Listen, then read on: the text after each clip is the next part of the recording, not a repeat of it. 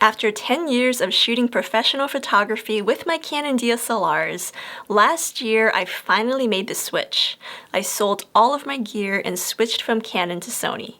This was not an easy decision, and in fact I spent 3 years shooting with both Canon DSLRs and Sony mirrorless gear just because I couldn't commit to one brand over the other. So in this video, I'll explain my path to switching brands and the 3 reasons why I made the switch from Canon to Sony.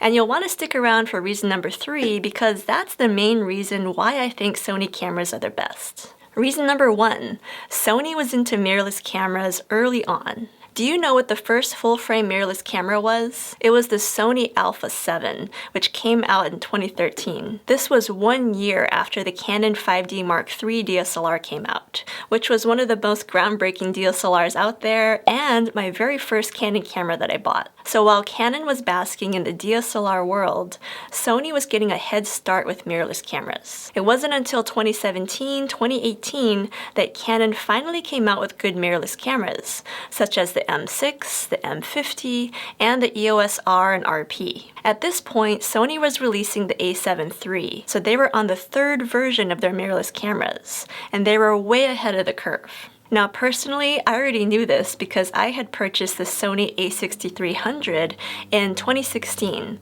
and that was when I quickly realized that Sony's mirrorless camera technology was in many ways better than DSLRs. That camera had 11 frames per second shooting, 4K video, eye autofocus, and it was an entry-level camera. So in 2017, I finally took the plunge and I bought my first Sony full-frame camera, the a7R III, and that was what I used for a lot of my professional photography work. Now I had also tried the Canon EOS R and the Sony a7 II, and I can tell you that typically speaking, the first and even second generations of new camera technology are typically not the best. The a7 II, for example, doesn't have the best autofocus in low light, and it has terrible battery life. And the EOS R doesn't even have a joystick. So it is possible to switch to a new camera brand too soon, and I actually find that the 3rd versions of cameras are typically the very best in terms of image quality, usability, ergonomics, and overall performance. The second reason is that I saw the writing on the wall that the DSLRs were on their way out. So for 4 years, I went to my professional photo shoots with 2 cameras, my Canon 5D Mark III and my Sony a7R III. Why did I keep Canon? Well, I had invested in a lot of Canon accessories, including 10 Canon DSLR lenses, including the Holy Trinity, and those don't come cheap. In the meantime, I only bought 2 lenses for my Sony, a 55mm f1.8 and a 24-240mm lens. I was still holding out hope that Canon could catch up with Sony and release a kick-ass mirrorless camera. Canon finally did release the EOS R 1 year later in 2018, but it was underwhelming compared to where Sony was with their mirrorless cameras. Fast forward to this year, 2022, and both Canon and Nikon, who were huge players in the DSLR markets, announced that they are halting their DSLR camera development to focus on mirrorless cameras. Indeed, as of right now, Canon and Nikon have largely caught up with Sony in terms of mirrorless camera body offerings. Lenses are a different story, as I'll explain in my next point. But as of right now, if you're just getting into mirrorless, you can go with any of the big brands and you'll get a feature-packed camera that is on par. On the other hand, DSLRs aren't going to disappear overnight. In fact, if you want to keep shooting DSLRs or transition into DSLR cameras, this is a great time to get a huge discount on new and used DSLR camera gear. And this is where I took a big hit during my transition from Canon to Sony. Last year in 2021, I finally sold those 10 Canon lenses and 2 Canon DSLRs in a market where that camera gear just wasn't in demand. So I took a really big loss, but my loss is your gain if you want to buy used DSLR gear. By the way, if you're wondering why I didn't just adapt my DSLR lenses to a mirrorless camera body, I actually tried that and I didn't have the best experience. Using the lens adapter just wasn't as dependable as using native lenses. There was always something slightly off, like the autofocus. And for the type of fast action photography that I tend to do, I really need dependable lenses. But back to Nikon and Canon. So both of those brands have indicated that they're going to continue to support DSLR cameras as long as there's demand, but they just won't be developing new DSLR products in the future.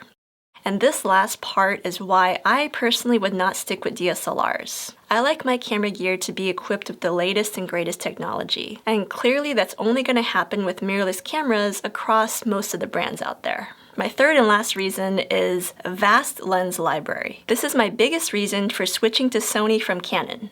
Because they were ahead of the game with mirrorless cameras, Sony has the biggest mirrorless lens library for both native Sony E-mount lenses and also third-party lenses and other accessories. Now, native Sony lenses are not cheap, neither are RF lenses. But the nice thing about camera gear is that you can buy it brand new or used.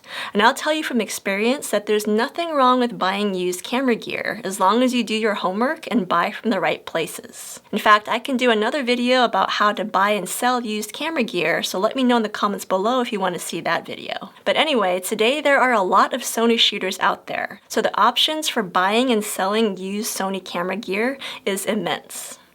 Now, besides used lenses, you can also save money if you buy third-party lenses. Now, you might scoff at third-party lens companies like Tamron and Sigma, and indeed, during the DSLR era, the common attitude was you get what you pay for, so stick with native camera brands. However, Tamron and Sigma and other third-party companies have really evolved as lens makers, and they're not even that cheap anymore either. In fact, they even make specialty lenses that Sony themselves don't make.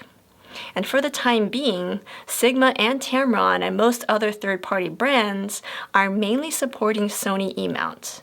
Not so much Canon RF mounts, possibly because Canon is really cranking down on their lens patents and actually telling some of these third-party makers not to make RF lenses. So in conclusion, those are my three main reasons for switching from Canon to Sony. 1 year later, do I have any regrets? Nope. I love my Sony cameras, especially the a7 IV, which I think is the best mirrorless camera ever made that I've tried. It's a lot better in terms of the Sony menu and the color science, which were two flaws that people always complained about Sony mirrorless cameras. I think that's largely been fixed with the a7 IV. So overall, I love that Sony are constantly pushing the boundaries of their cameras and their lenses, and always rolling out new camera models. Plus, they have solid third-party lens support and accessory support. So I really think that Sony is the best camera brand on the market right now.